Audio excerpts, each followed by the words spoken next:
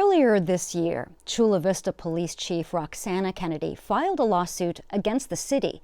The suit accuses several Latino city council members of trying to push Kennedy out because of her age and because she is white.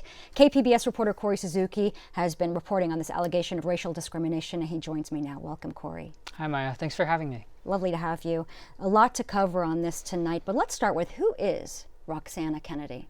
Right. Well, Roxana Kennedy has been Chula Vista's chief of police for almost 10 years. She's the first woman to lead the department, and before becoming chief, she served as an officer in the department for decades. And Kori, where are her allegations against the city actually coming from? Well, Maya, according to Kennedy's lawyer, all of this goes back to an interaction between Kennedy and a younger officer at a holiday party put on by Chula Vista's police union back in December. Her lawyer's name is Kori Briggs. He says several off-duty police officers took part in a contest during the party. They started dancing, and one officer took off his shirt and started swinging it over his head. At that point, Briggs says Kennedy got up and went over to the officer and put a dollar bill in the officer's front pockets, and then she sat down. Briggs says it wasn't a big deal, but according to their lawsuit, city officials didn't think so. What did the city officials actually think of that? Well, city officials reacted very strongly, according to the lawsuit. Kennedy went on personal leave in January. In February, the lawsuit says city officials began what the suit describes as a campaign of retaliation. It included several investigations, the lawsuit says. Even though Kennedy was on medical leave, city officials forced her to sit for interviews with investigators. That's, again, according to the lawsuit, saying she could be fired if she didn't participate. They also froze Kennedy's access to the city's digital workplace programs. Kori, can you take us to how we get to Kennedy filing a lawsuit? Well, Kennedy sees all of these actions by the city as a pretense, basically a reason that city officials use to go after her and put pressure on her to retire. But she says the real reason in this lawsuit is that they wanted to replace her with someone who is younger and who is Latino. And so in May, Kennedy filed this lawsuit in San Diego County Superior Court against 4 members of the city council: Carolina Chavez, Jose Preciado, Cesar Fernandez, and Michael Insunza. 60% of Chula Vista residents identify as Latino, including these 4 council members. The lawsuit accuses them, several of them at least, of secretly vetting a younger Latino law enforcement official in a nearby jurisdiction. The lawsuit also names Allen, the city manager, as a defendant.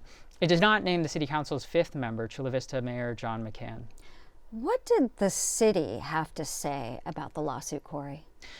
Well, the city has denied many of the allegations. In a statement, they said Kennedy's conspiracy claim was entirely false and relied on a, quote, racist assumption that Latino leaders cannot act with professionalism and integrity. Almost all of the city council declined to comment, but I did talk to councilmember Cesar Fernandez. He said he had no idea where the allegations were coming from. So it didn't land the best. It felt like you're pointing the finger at me because I'm Latino and I've done absolutely nothing that's been alleged. Again, had no issues with the police department or the leadership when I came into office. And so, yeah, it didn't feel good at all. So that was Cesar Fernandez, and you talked to civil rights experts about the lawsuit. So tell us what they had to say about this. Right. Well, I spoke with 3 law professors who study civil rights and discrimination law, and they said Kennedy's complaint left them with more questions than answers. That's because, at least as it stands, it includes very little information that supports Kennedy's discrimination claims. I spoke with Kiara Bridges, a professor of law at UC Berkeley. She says that because the lawsuit has so little information, it's almost like the only evidence Kennedy is giving is the fact that the Chula Vista City Council is a majority Latino body. I would hope that more evidence would be offered over the course of the litigation, because as it is, the invitation is for us to conclude that majority minority bodies will prefer minorities just as a sort of matter of course. And I think that's a dangerous kind of conclusion that we're being invited to make. The experts also pointed out that this lawsuit is coming at a very specific moment when the Trump administration is making this argument that the biggest problem in the country right now is discrimination against white men. Here's David Oppenheimer. He's also at UC Berkeley. You can find individual cases, and it's illegal. There's no question about that. But if you're trying to identify a social problem that we need to address, it's not nearly as serious a problem as racial discrimination against minorities, as gender discrimination against women, and especially intersectional racial and gender discrimination, or racial and sex discrimination against women of color.